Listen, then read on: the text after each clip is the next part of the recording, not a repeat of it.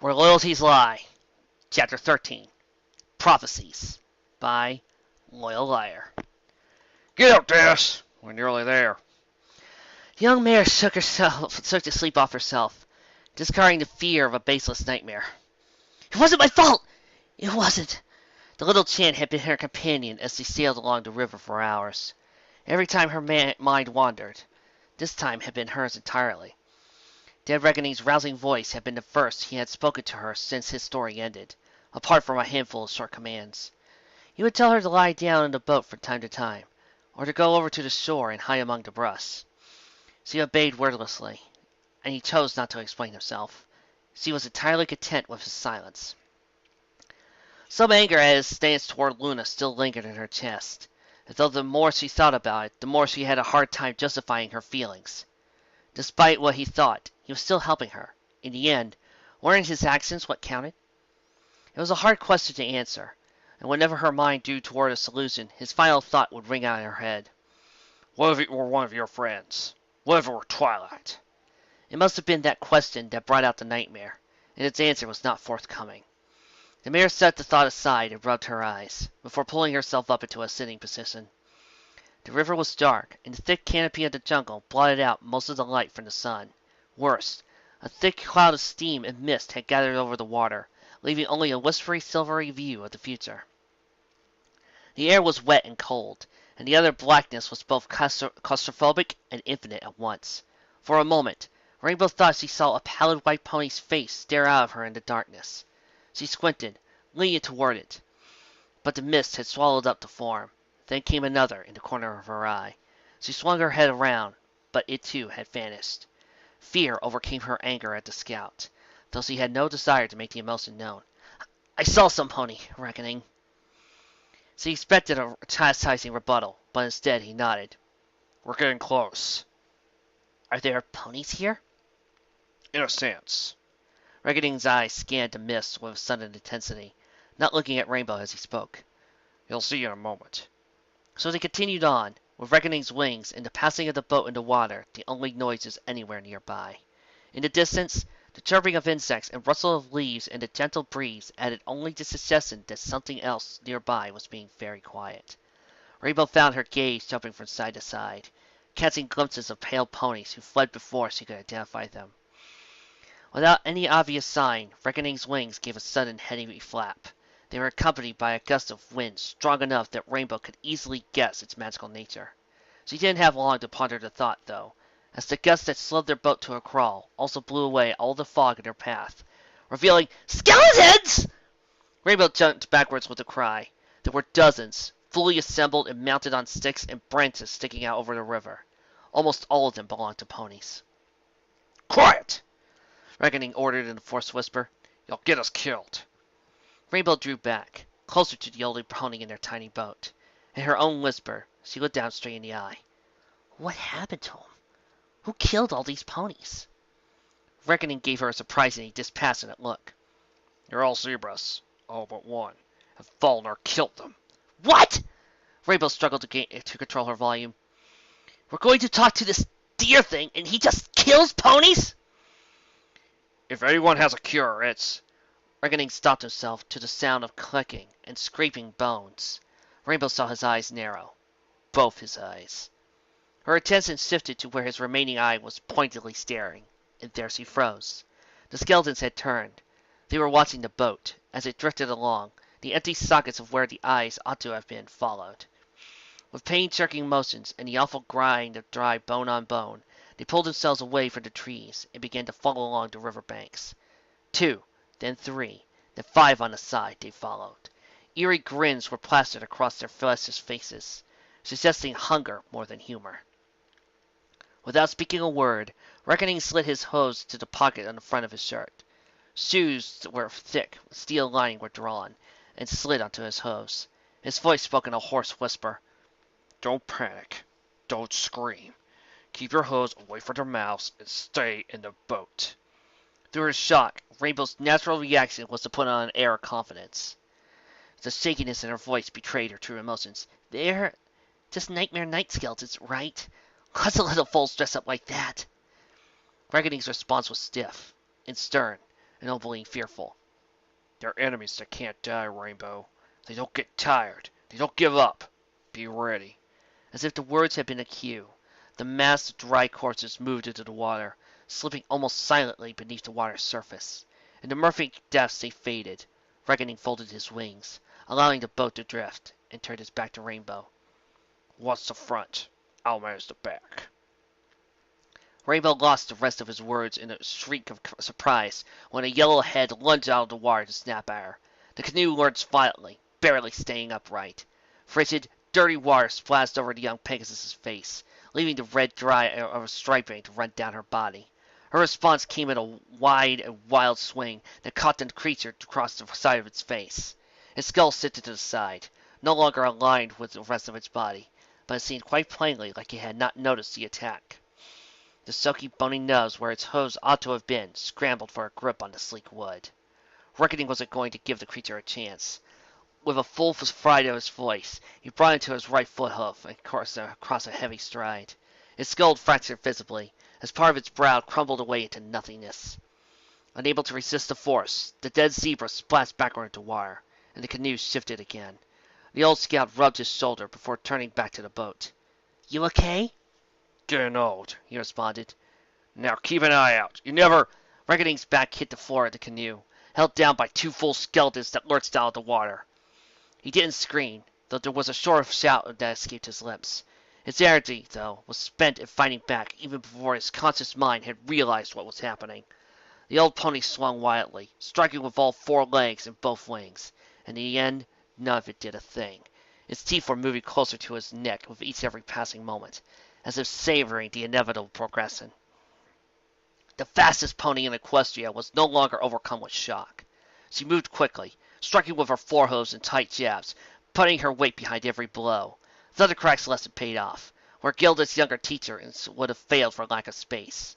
When one of the skeleton figures was thrown off balance, Rainbow lunged forward shoulder first, and bull rushed it out of the vessel. Weight shifted suddenly, aided by the dead in the water. Reckoning was freed from beneath his other assailant, but at a terrible cost. As one, both ponies were plunged into the frigid, murky waters. For Rainbow, up and down lost all meaning. She hadn't taken a breath, and her lungs burned with the sudden need for air that wasn't coming. All around her were leaves and bubbles and nightmares. Their hard bodies brushed against her, surrounding her. She felt an agonizing, rending pain in her back leg, and the water became warm. She lashed out. Hooves met bone, or stone, or whatever horrors lurked in the water. They grabbed her and held her. She struggled, but the water resisted her every motion. Her blows landed too soft and too delayed to change the fact. Slowly but surely, she was being dragged down. Soon the feast would begin. Her lungs burned, her chest ached, her leg bellowed. In the depths, all sensations were muffled. Darkness, deeper than the muddy water, began to encroach on her vision. Soon, all was black and white. Bones and shadows, icy in their sheer desire to claim her, constricted their noose. All that was left was the weight. In those moments, Rainbow was truly afraid. Her fear was not for herself, at least not alone. Visions of her friends flit through her mind. Twilight, Applejack, Pinky, Rarity, Fluttershy. What would they do without her? What about Luna? What about Papa? In the midst of her slowly dying heart, the fever faded away, and she was somewhere else entirely. She was welcome and comforting. Home. The Golden Oaks Library was always where they met. It was easy and accessible, but it also bore a special significance for the six friends. In that passing glimmer of her imagination, though, the warmth of their company faded into the mournful sepia light. Twilight, ever the leader, stood apart from the tight circle of friends, looking to each of them in turn. Her face was hollow, not from lack of emotion, but from not knowing how to truly express the depth of her sorrow. Dry tears matted her violet coat at the base of her muzzle, but her eyes in the presence of company were restrained and controlled. Some pony had to be strong, as the result it would be herself. She was not alone in her unbending resolve. Applejack sat along Pinkie Pie, holding her with a foreleg as the usually ecstatic mare sobbed into the farmer's shoulder. Tears fell from her eyes, but not in a sobbing, screaming torrent. They were quiet and respectful, as the tight-lipped frown that decorated her face. More could be said of her demeanor by the change in her appearance than the way she kept her face. The constant companion of her hat was gone, and her mane and tail both sat free and untamed. The true, unending foundation of the mare's strength had given out, and she had changed. Piggy's mane held long and dark, broken from its chair by a pain that seemed as though it would never go away. Concealed behind a curtain of pink, she let her emotions flow freely. Perhaps there was no more to be said. Piggy's brokenness was open and unrestrained, drawing out the aura of cheer that normally marked her presence. Rarity and Fluttershy were together, though in the dim light it was hard to tell where one ended and the other began. They huddled together in plain but quiet sorrow, held back by their natures rather than their choices. Pain marked their expressions. Twilight was speaking, though the words were muffled. Her usual rapid words were concealed, moving with the speed and inevitability of a glacier. At times they paused to draw resolved, and then when they returned, they would mark a pain in the eyes of all ponies present. Rainbow wanted nothing more than to comfort them, though she could not see herself, nor recognize her own presence. She reached out a hoof toward her friends. Something strong and hard, and yet somehow comforting, pulled her away. She turned back to it, and watched as the walls of the curved bookshelves gave way to murk and mist, and a growing but painful eel-green light. It was hot and cold all at once, and in every way uninviting to her spirit. Yet the comforting sensation pulled her forward. The sound of water breaking in a splash filled her ears, followed by a coughing and burning pain. She knew the two were related, and though the sensation of her own lungs belching forth water and mud and muck took some time to be realized. She was freezing, soaked to the bone and freezing beyond her own understanding. Even in the dark and mist of the night, it was the jungle. And yet, when her hoof reached out wildly, she felt ice. The darkness drew back from her true sight, slowly, revealing first a wet coat of dark green, so faded as it could be called pure gray. It was attached to a leg that rose up to meet a flank bearing the mark of a map. Her lungs surged again, and water spilled out in greater quantities. Her head spun, but the sensation returned. She wished it hadn't. Everything hurt, and cried out in agony and discomfort all at once. "You okay, Des?" Cold metal hose pressed against her side, rolling her over onto her back. Desperation filled the familiar voice of an old stallion. "Please, kid, not after coming this far!" She tried to speak. Water came out, and her tongue registered the taste of dirty water. There was a noise, though, a gurgling cough, and it was enough. He pressed against her, and while the sensation was terrible, it expelled more of the sickening mixture, ushering air in its place. They pressed again and again. The pain in her chest faded away, replaced by the comforting chill of air. Reckoning's head moved over hers, lowering slowly. She tried to press him away, but the fizzy feeling at the end of her hose left her to slap him across the muzzle instead. "Watch it!" He caught sight of her face in surprise, then broke out into hearty, heartwarming laughter. "Thanks, Celesta. Rainbow, you're all right." "Yeah, Rainbow clutched her side, suddenly feeling winded. It took a number of deep breaths for her voice to remain. "I think I'm fine now. What happened?" Reckoning shook his head, displaying the width of his ear-to-ear smile. "I thought they'd gotten to you. They didn't keep me in the wire. I don't think they were expecting me to start swimming as fast as I did. I had to fight a few off, but not enough. I was expecting half. I thought they might have you under, so I went back in." Even in her semi-delirious state, Rainbow found pause with his words. "You went back?" Yeah. I wasn't going to leave you behind, Rainbow. But by the time I pulled you out, you'd been under for almost 3 minutes. I thought you were dead." "Thanks," Rainbow whispered, before her ears perked up in search of approaching threats. "What about the skeletons? Are they still after us?" Reckoning gestured to the river, mere inches from the young mare's head. It had been frozen into a solid block of ice as far as her eyes could see, before fading into the fog. Here and there, a skull or skeletal hoof extended out of the ice, but none moved. "You did that?" Rainbow's jaw hung loose when did I not. "But I thought you said ice was about feeling—" In the silence that followed, Reckoning gestured along the riverbank and began walking. Rainbow followed for 2 steps, before a seizing pain in her flanks sent her to her knees. The scout turned back at the noise and rushed to Rainbow's side. "You okay?" "I think so. One of them bit me." The scout's mouth hung ever so slightly, and his eye flashed to her flank. With a sudden step, he was beside her, and there his expression returned to calm. We'll need to clean the wood, but it should be fine. Then came his wry little grin, and he turned to look her in the eye. I'll be a scar, though. You're looking more and more like Argard every day.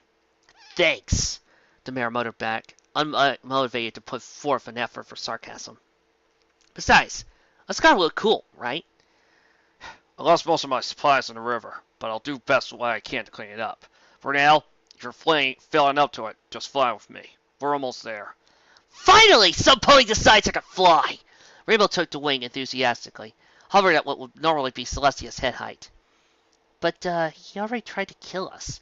Don't you think we should try something else? Maybe visit some pony else?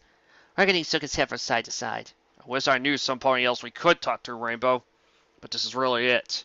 If we want a cure for Princess Luna, it'll come from him. So if you want to turn back, this is our last chance. She shook her head firmly. No way. Not after we've come this far. Then the next step is to get him to give us a cure. If he thinks we're boring. Reckoning took a slow, mournful breath. He is a carnivore. Do not show fear. You'll see worse things than the skeletons before this is over. Just remember why we're here. If he offers you food or drink, take it. You don't want to seem rude. But don't actually eat or drink. Don't do anything if I do. Stay at my side unless I say otherwise. If I tell you to be quiet, be silent. If I tell you to run, leave me behind and head for the zebras. And if I tell you to kill him, do not hesitate. Reckoning's hoof slid along the outside of his machete sheath, or where his socket compartment fell open. Out of it came a pair of gold and steel blades, arcing the shape of Pegasus wings. Or we'll both die. Rainbow nodded firmly, as Reckoning helped her don the weapons. Pray we don't need these. The mare brought her wings down into the straps, lifting the masterfully crafted weapons onto her body. The straps connected to her shoulder and the crest of her wings, leaving them with full movement and only an unfamiliar weight. Her hose trembled as she fastened the weapons onto her body. He'll be fine. The steel of the metal sent shivers down her precious feathered limbs. You're doing this to help Luna. He'll be fine. Buckles and clasps locked the blades into place, with a click for blunt finality. You could do this, Rainbow Dash. It'll all be fine. Weapons in place, she took again to the air, hovering as he walked alongside. The path was devoid of life or motion, and the only sounds were wings beating in the air, hooves striking dirt. Dead Reckoning spoke up again, softly and faintly, some dozen minutes later. Look up ahead. Rainbow acknowledged him, and saw a gnarled tree sitting on the edge of a river. Strangely warped holes served for windows on at least 3 floors, letting out an eerily green light like she had seen in her drowning vision. Stripes of dark, sticky red adorned the blackened wood, and the scent of death filled the strangely stagnant air. Hanging from the side of the dead tree by vines and ropes and chains was a final pony skeleton, with a perfectly round hole in its forehead. Beneath it, a warped and twisted door marked the entrance to the structure without sealing it. That was a unicorn, Reckoning explained, gesturing to the dead pony. I told him about you before. His name was Kurt Nod. The scout shook his head. Faulkner probably already knows we're here. The two approached slowly, but the remains were still. Nothing happened when they reached the door, and for Rainbow, the suspense was perhaps the worst of it all. Remember, he whispered, before knocking hard 3 times. The scream that rose in response was enough to chill Rainbow's blood and shake her concentration. Though she could still see, her mind lost any ability to process the world around her. Everything was a blur of sound and meaningless color and pain. When it finally settled, some unknown time later, the world was dark and inky around the tree. And the door was open. The sense was not just of fake death, but of rot and decay. Sharp and pungent scents of coppery blood and burnt flesh mixed together in a noxious gas that hung visibly in the smoky streams within the unnatural green light. Reckoning put a single hoof into the building, but shot a glance back over to Rainbow before he continued. Tentatively, the younger Pegasus nodded, even as she choked back her emotions. In Ponyville, amongst her friends, Dash had prided herself as a mare of courage and directness. Here, thoughts of her reputation seemed as far away as her home itself. The quiver in her stomach, which longed to empty itself from the smell of rotten meat, made the chills settling into her wings all the worse. She could feel her heart beating, far too close to her throat. She stood close to Reckoning, feeling the warmth of his coat, and looked to him for courage. She found him wanting. Though he did not quiver or jump, his head swiveled wildly. She saw violence in one eye. But it was not the violence of a guardian or a soldier. His was the threat of a cornered animal, deadly but uncontrolled. Together, the two walked into the first room. Black shadows danced over around the green walls in a space filled with bookshelves. To Rainbow, it seemed a twisted parody of Twilight's home, where none of the cases were level, and even the books seemed warped away from the smooth covers. In the corner, the skeleton of an owl sat on a wooden perch that stuck out the wall itself. When they took a step further in, it hooded. Rainbow gasped, barely able to keep herself from shrieking. The sudden noise left Reckoning with his machete between his teeth. After a moment of waiting for a threat, he seized the weapon and called out, Sarfat Palam Fana Tulahi! Reckoning's aged and blunt tone sounded more strange than wrapping around the twisted words of Alka's tongue. His words echoed far more than the tiny space had any business of permitting. Ilon sila lumen omaltifriro animo hen. Rainbow let out a muffled scream as a chorus of distinctly male voices all spoke in her head. Her gaze shot around the room, but no one was there. Li no aniro nin. The sound of the door slamming shut issued from behind them, and when they turned toward the sound, they found no door at all. Smooth wolves marked their place at the entrance. What did he say? Rainbow turned desperately to the older stallion when no answer was forthcoming. What did he say? Before Reckoning could respond, the voice returned. Tedrock Asson. The voice shook Rainbow, going silent and returning a moment later. No. Perhaps your tongue will do that. Can your mind hear us, young one? Yes. Rainbow managed to force the words out, looking around desperately for a source. Are you the owl? You ought to have told us. We had geese, Jet Pony. It is rude that we should speak in a tongue most unknown to her. You are one most curious young pony. Your name is... It took a spare moment to recognize the question, and another to gather an answer. Rainbow Dash! Bearer of Loyalty! Reckoning glanced her way at the declaration and shook his head, but the words could not be taken back. Loyalty. We shall call you then. Such is the weight of but one small prophecy on your back, amongst many. We are surprised you can still walk under such a burden. Come and find us, that we shall grant your will. But first, we must be entertained, for lonely are our days with only the shadows of former lives for company. We sense the beginnings of a friendship between you. We wonder if it can survive the truth. Come forward, if you dare. Rainbow and Reckoning shared a glance before nodding shortly. At the show of certainty, the invisible hand of Faulkner opened their path. The wooden floor of the room stretched and warped, crackling like bones in fire.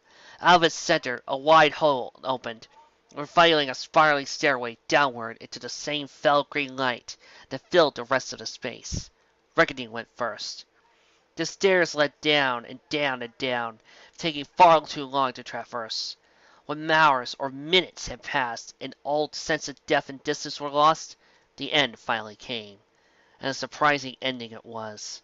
Double doors, purple with the trimming of gold, presented a sudden barrier to their motion.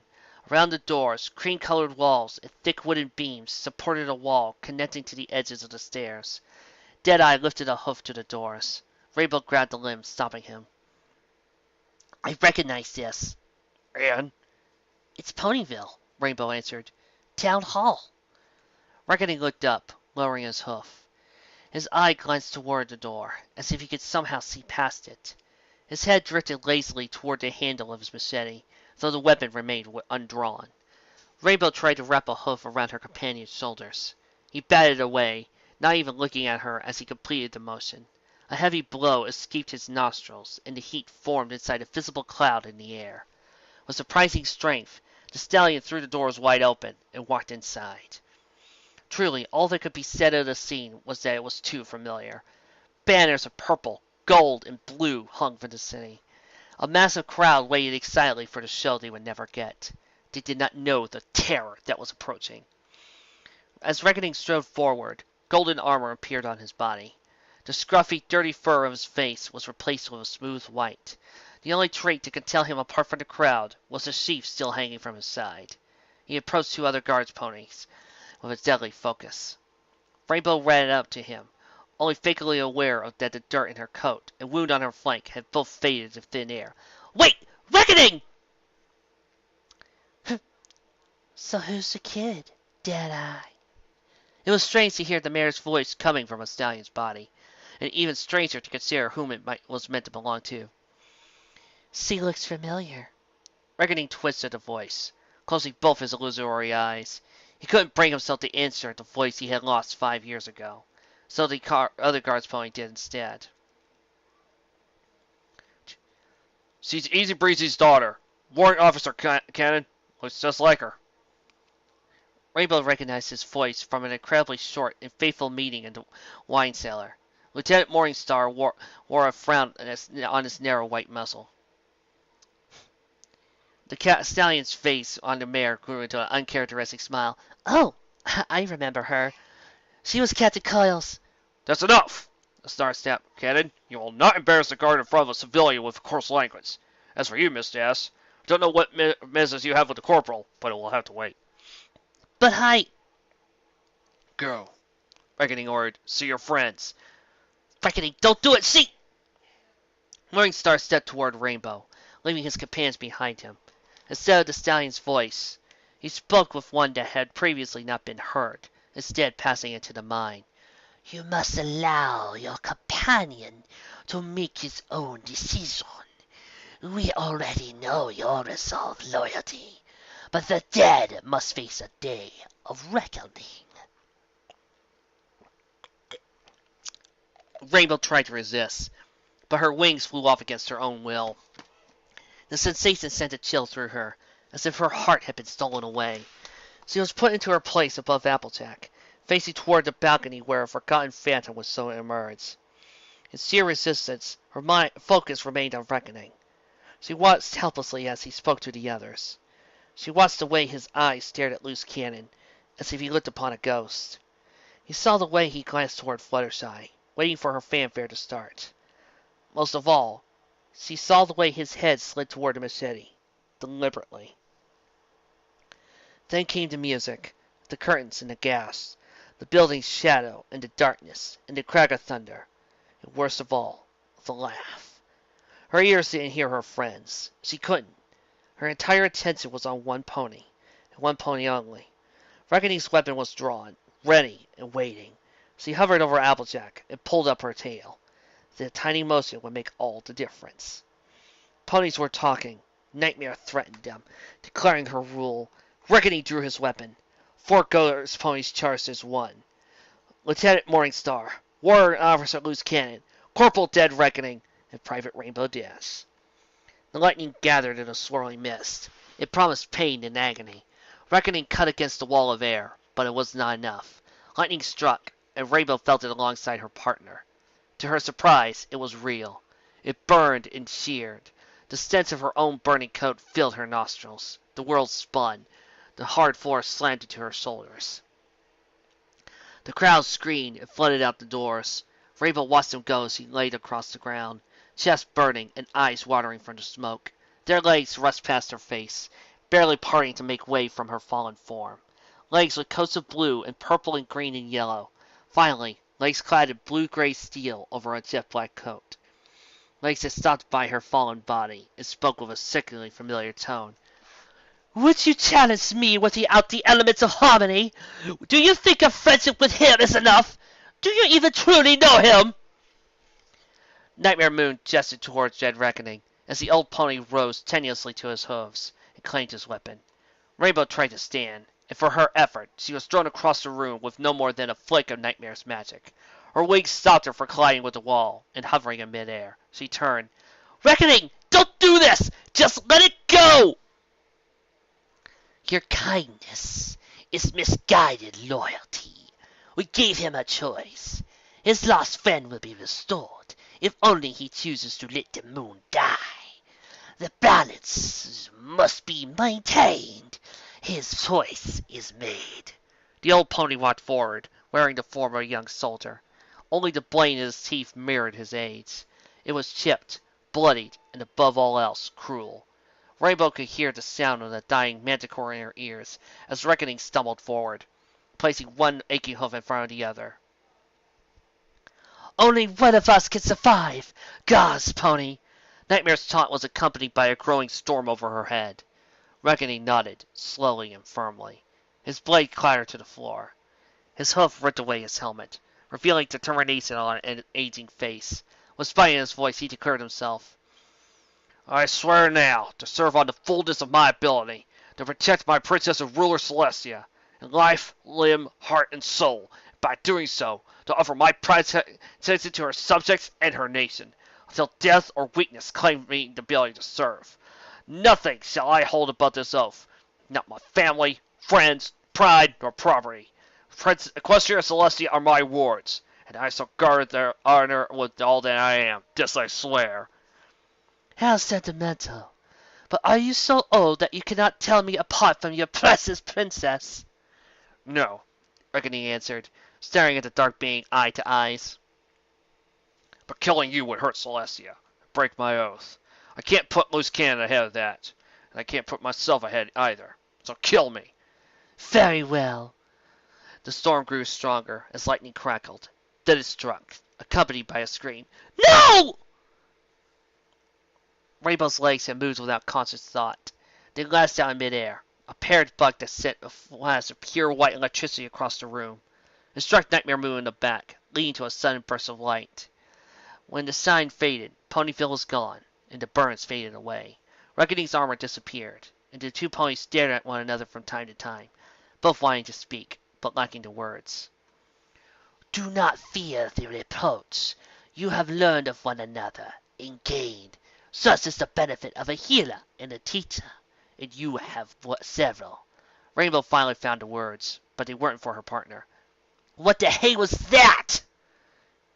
Her head looked up to the ceiling of the small, round, wooden room.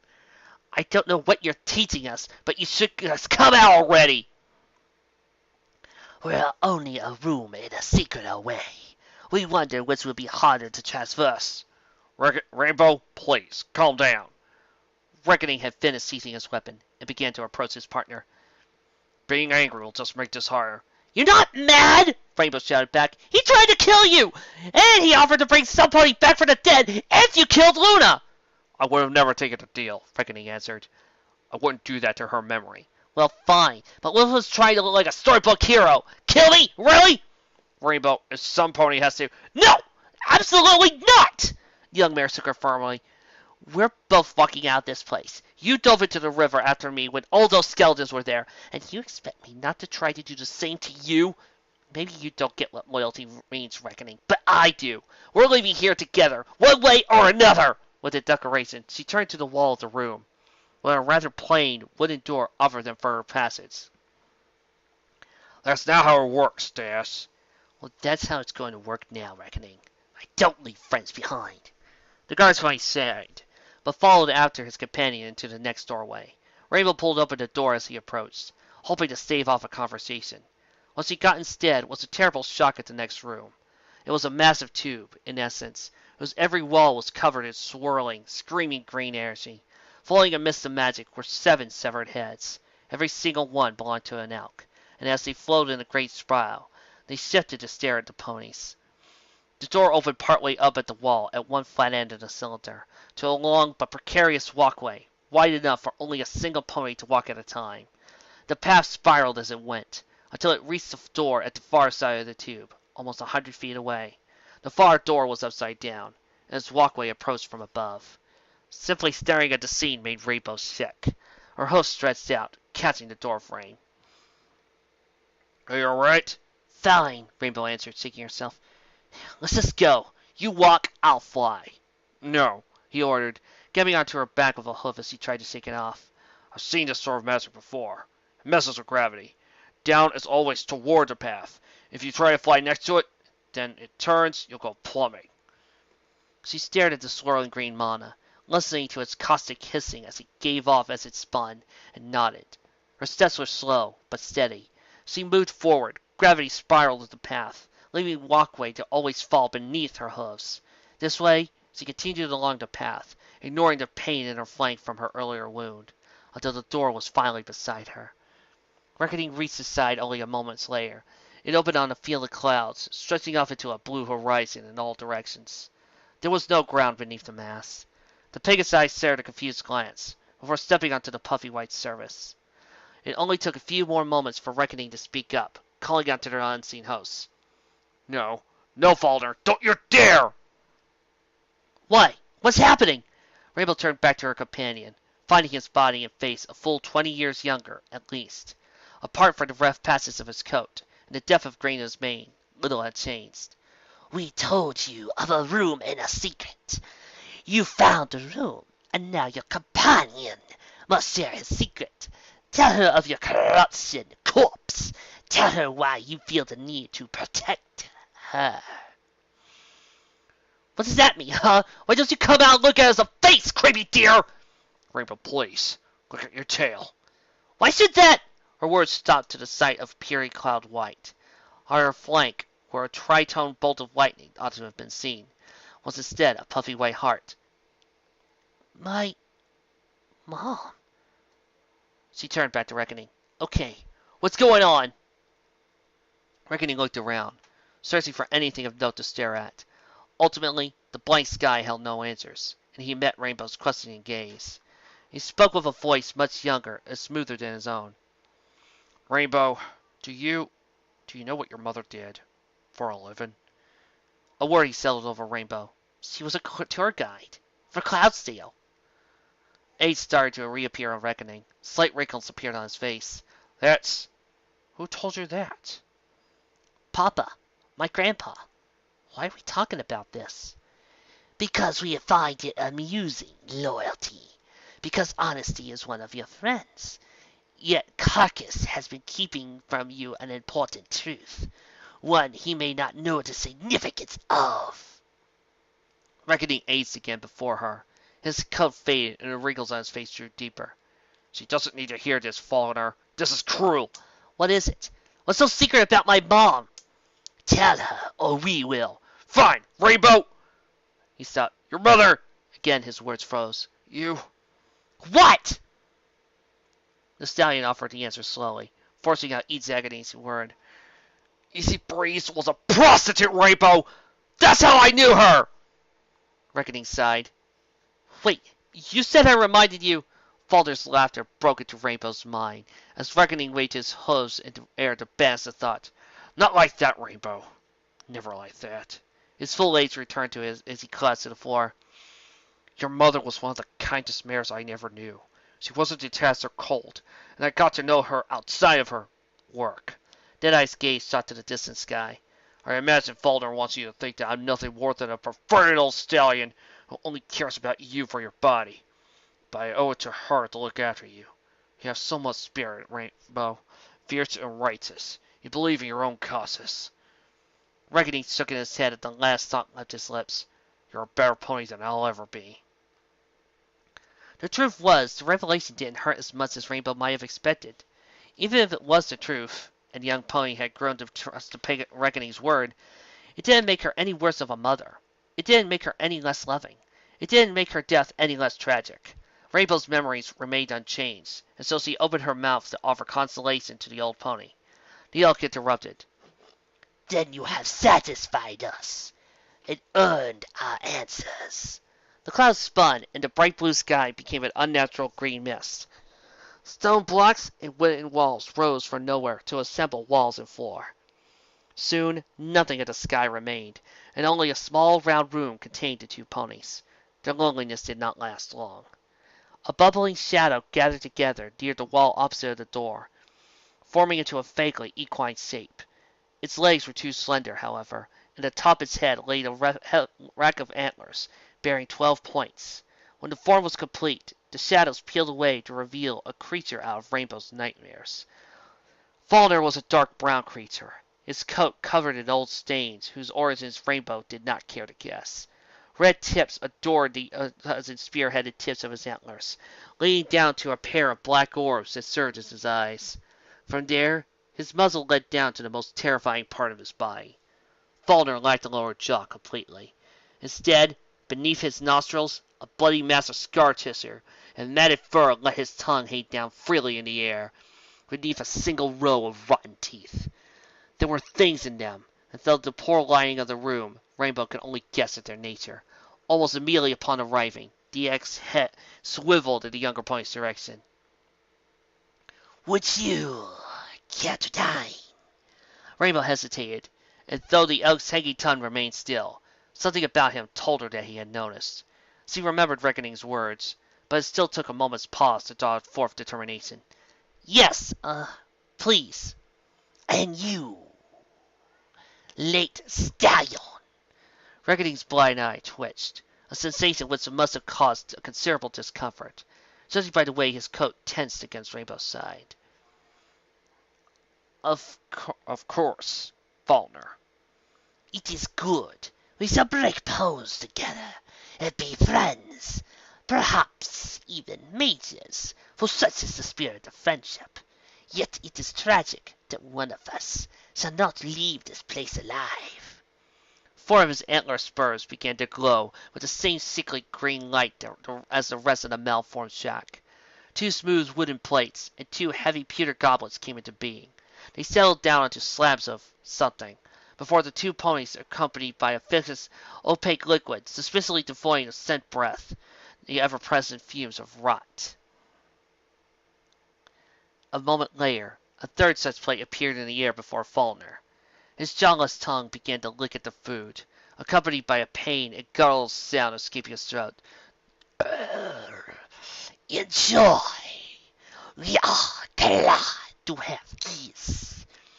Now, tell us, what is it that our humble talents can do? A hoot escaped the skeletal owl as it returned the room from some kind of knot in the woodwork that Rainbow hadn't noticed. She lurched away from it, bumping against Reckoning's side. Do not mind him, Loyalty. His is a magic your kind have forgotten in time, though by the smell of your breath I know some still remember it.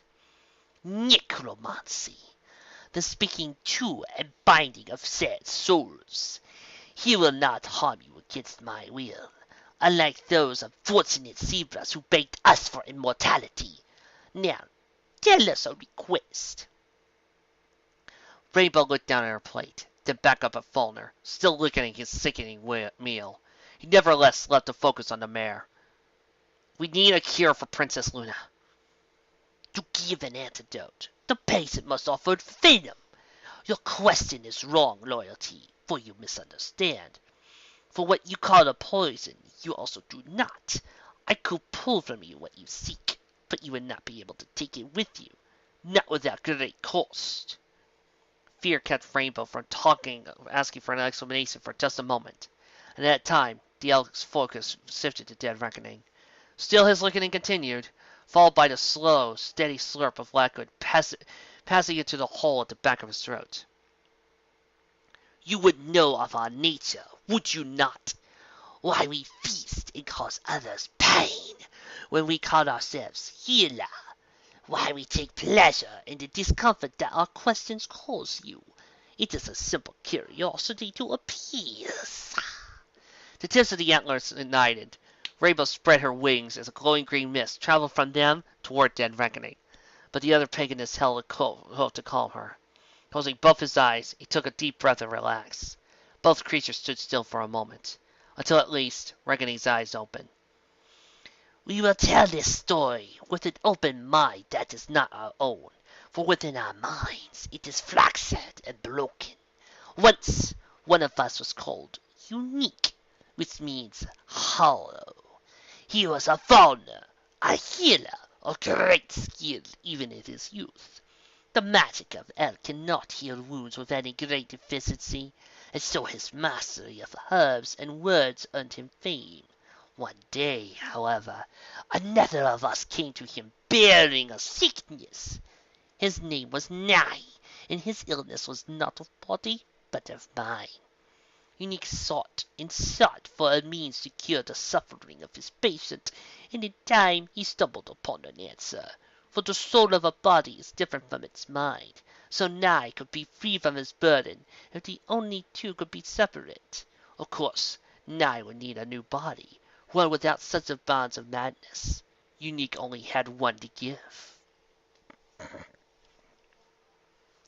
Reckoning paced to Rainbow's other side, his eyes watching the young mare closely. Nye was killed, and by necromancy his soul was joined with the Unique's. What the founder did not know was that the moment the soul left the body, it was judged, and so it was guided into the great forest that the Lady Loyalliar gives us, just as your princess grants you the summer lands. When Unique stole it away, the soul felt an uneasiness. It longed to return to where it belonged, but it did not know how. This sensation, this irresistible pull, drove Unique closer and closer to the madness he had long sought to cure. To him, there was only one solution. There existed only one way for him to continue giving his gifts to the next generation. And so he killed himself, and bound his own body and soul together, just as he had Nye's. And so we became Fauna, a body belonging to none, and the souls of many. In time, more came to us, seeking cures no other can offer, and where we could, we healed them. Where we could not, we allowed them to join us. And now another comes. Reckoning stopped, clutched his head. What happened? We used to tell you a story, carry on, and we read your mind. We can see the fragmented pain that tarries within you, and we offer a cure. Rainbow stepped forward, spilling her rotten beverage. No, Faulkner, you're not going to do that to him! Did you learn nothing from the dragon you murdered, Loyalty? Do you still not comprehend his words? Without a clear mind, the body cannot fulfill its purpose it bears stout upon its back. Stifled, the soul grows hollow and hungry. Is my alternative not better than to live a life of madness in regret, to grow old and weak, not only in body, but mind? Do not question me, Loyalty, for this is something we must do. We shall restore you, and then you shall both have the answers you seek. Now, remember not. The green mists again surrounded Reckoning, and gently he fell to his knees. Rainbow ran forward, hoping to stop the dead elk, but her foot passed through Faulkner as though he were no more than a ghost. In our tongue, we are called healer. The irony that we could not heal ourselves lingers in the heart. Even our job remains undone, showing to our kind the most intimate of our secrets. What, Loyalty, can you do to change the future? Know that your magic alone is not your strength. We tell you of prophecies, Loyalty, for they are made in your name. Remember this well, for you shall hear it only once. What? Prophecies? I already got one. It doesn't make any sense. Just tell me how to cure Luna! Then Faulkner spoke, aloud, in a tone that turned the world painfully. It brought tears to Rainbow's eyes. The air of the storm rises with the moon. Their fates are entwined with that of their kind. Should the air not stand and then falls doom, all is promise signed. For an ancient line lies plain in sight, a child lost to a forgotten recollection. Reconciliation knows the plight, but it will not share it for her protection. A choice must be made by one so small. She bears witness to death of royalty. To undo damage, she sacrificed all. One cannot have honor without loyalty. The elk's head nodded forwards limply, but it swiveled up to the sound of steel cleaving a sleeve. Reckoning's mouth clutched his machete, and the green light glimmered faintly off the white orb of his false eye. He looked hungry. Reckoning? What are you doing? Stay back, Easy Breeze. He muttered around to handle the weapon. Let Gar's pony handle this. Easy Breeze? Rainbow's eye glanced at Faulkner, who seemed entirely calm. Then back at herself. Just as he expected, her rainbow colors had returned. But if she didn't look like her mother, then... Look out! The warning came enough to spare the elk a deep, quick breath, but not before Reckoning claimed one of the creature's antlers. How the blade had touched him, Rainbow couldn't guess, but the severed, blood-stained appendage fell to the ground alone. Falder's open throat howled in agony, flailing wildly. Dread-Eye drew closer. No! Reckoning! Rainbow flared her wings and glanced at the other pony. A mighty hook struck the scout's face, issuing the crystal-clear crack of shattering glass. Dead Reckoning was thrown head over hooves into the cold wall. His weapon skidded across the floor, coming to rest a dozen feet away. You saved us. Me, Loyalty. Instead of a chorus, Faulkner's mental tones carried only one voice, issuing from a glow of a single antler prong. Yeah, well, you still need to tell me how to cure Luna. His mind is the past, and my methods cannot undo it. I have destroyed him. He resisted me. Now, finish it. What? I'm not killing him! I prophesied true when you entered. Now, one of us would not leave this place. You are armed, and he is not. No! Rainbow would have said more, had Dead Reckoning managed not to rise from the pile of books. His false eye shattered in its socket, and the shards of glass had embedded themselves in the surrounding muscle. A sinuous web of blood trickled between the shards, before spilling down his face along the 3 fissures of the scar that claimed the eye in the first place. His muzzle was contracted in fury, and his remaining eye thirsted for blood. How could you, Breeze? Betray Equestria for them! Reckoning, this isn't happening. This is another flashback! He cannot hear you, Loyalty. Flee! Your wings are swifter, but he is a hunter. Only a lead shall save you in jungle. Rainbow Reckoning drew back its hind legs. Faulkner's remaining antler glowed with green magic, but was unable to restrain the old Pegasus. Reckoning spread his wings and flapped once. A thin mist filled the room, concealing his magic yet again. It was enough, though, to blame Rainbow to both the monstrous elk and her maddened companion. How do I save Luna? Rainbow shouted in the fog. You already hold the guide in paper, Rainbow. Luna slumbers west of here, at the Great Ridge. You have asked the right question. Now you only need the right... Through the mist, Rainbow could see nothing. Her senses were guided by a hearing. First and foremost, what she heard, echoing in the room, was too small to bear echoes, was the noise. It began with a hum, and then became more of a whistling, before it ended with the sound of a small splash and a gentle trickle. She remembered the exact sound from the night she had first met Reckoning. Only one thing changed this time. A dull, flushing flood. Something heavy hit the wooden floor. Rainbow's thinking and mind froze up, knowing the death without even seeing the body. Somewhere in the mist, he was watching her. Okay, Reckoning. Everything's okay now. He didn't answer. That was the worst part. Her wings twitched. Her ears flipped around, hoping to catch a sound.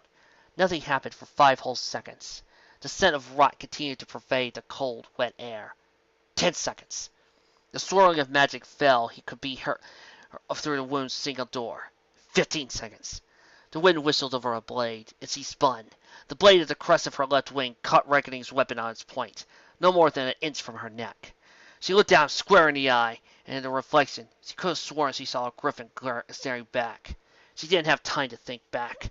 The collision had been painful, and she could feel an ache from the strength of his attack on the crest of her wing. But the blade hadn't reached her flesh. Thrusting with her stronger wings, she threw the other pony back long enough to make a quick break for the mist. She quickly found a wall, and from there felt along it blindly, as quickly as she could, searching for a doorway. It took too long. She heard the cut through the air, and leapt to the side. A shallow cut drew a line over her curing mark. Warm, wet blood spilled over her right flank, worse than the wound already placed there earlier. The pain was intense, as he couldn't take the time to think about it, or the next strike would kill her. She crawled forward, before throwing herself toward another wall at random. Her hose found a doorway, sitting open. Without a thought, she let through it, out of Deadeye's magical mist, and into the long tube that held the swirling vortex of Falner's screen magic. She moved forward along the spiraling path as quickly as she could, but the risk of the wrong step was too great to run. Reckoning came out of the mist behind her only moments later. Traitor! His hose ran on the winding surface, uncaring of the risk it presented. Daz turned just in time to meet his approach, blocking another of his slashes with the blades on her wings. Why, Breeze? I'm not going to hurt you, Deadeye. I'm not fighting! Rainbow paced backwards, keeping herself low as she watched his approach. Reckoning responded with a dozen cuts, swinging widely and quickly as he could. Rainbow struggled to keep up with the speed and sheer strength of his attacks. One attack came too close, putting a cut on her brow. Blood seeped down to Rainbow's left eye as he squeezed it shut. Still he continued, and with each block he realized his advantage. Wings weren't meant for guarding, and despite her speed, the natural advantage of his blade would leave her dead if she didn't do something. Her mind came first to his earlier words. You're defending yourself. She ducked under her slash aimed for her neck, then slapped him with the open flat of one of her wings. Though buffeted, Reckoning did not relent. You're trying to save lives. He slashed at her, and when she parried, his steel-shod hoof hit the base of her wing. In agony, it crumbled to her side. She leapt back to avoid his next attack. My life. He watched her, in exactly the same way a tiger would watch a canary. He paced forward slowly, testing how much close she would allow him. Rather than attacking, she yielded ground with each step. Your princess's life. His sudden lunge caught her unprepared. She managed to leap to the side, narrowly, but that action cost her balance. She barely stayed on the walkway, leaning heavily out into the open air over the vile green mana as Deadeye stepped over her. Sometimes, that means making choices. She saw her opening. She could have caught his throat with her bruised wing. He wouldn't have had expected it in the slightest. It was her only sane chance. At that moment, though, she saw Smog's eye, as she heard her own promise to Reckoning. We're both walking out of here together. Instead, she waited. He pulled back his machete, ready to end it all, as he made the only choice he could. She jumped. A torrent of arcane wings seized her wings, spinning her in midair. She flapped heavily, forcing herself to ignore the bruise Reckoning had given her. Still, she fell, dropping like a rock. The green energy drew closer, and with it came a descent of rot and acid. Closer and closer it came, until her wings caught a crosswind, mere inches away from the surface of the deadly substance. She shot forward on the momentum of her fall, and pulled up toward the rockway. With every foot forward, she felt gravity shift, buffeting her and skewing her path wildly. Her mind couldn't follow the changes, and so it was only her instincts as a flyer that had saved her. Up and across, tilting her wings forward for pitch, then diving up toward the exit. She swooped up over the path, twice not out of desire to show off, but because she had no other choice. She saw Reckoning running for the exit as well, but his old legs were no match for the speed of her wings. She soared through the door with 20 feet to spare, and continued on until the wing reached the narrow spiral stairs at the far side of the room. Upwards she ran, stumbling as her wooden hind flank resisted her motion. She could hear Reckoning's hooves behind her as she climbed, though the echoing sound gave no indication of his distance, only that he was behind, and that as she stopped, he would be behind no more. Upwards she continued, desperate and tired, until she came to a little library. Her only thought was the door out, and her thanks were unmanageable when she found it restored to its proper place. She glanced back to see Reckoning cresting the top of the stairs. With no more time to wait, she darted out into the darkness of the jungle. And the very first thought reached her mind was Reckoning's rule about flying, one of the very first things he had told her. Predators have a harder time seeing you if you had stayed beneath the canopy. An agile flyer, Rainbow could only pray it would work on the pony who had given her the advice. A rainbow trail marked her blur into the thick foliage of the Sembraican jungle. The last she heard of dead Reckoning was a muted shout. How could you? She was at least a mile in seconds, not caring about her direction or surroundings. Finally, the pain in her wing and flank overrode her desperation, and she simply fell into the branches of a small tree. Once there, it took her only moments to pass into a heavy sleep, haunted by the cannibalistic elk and the cruel question of her former partner.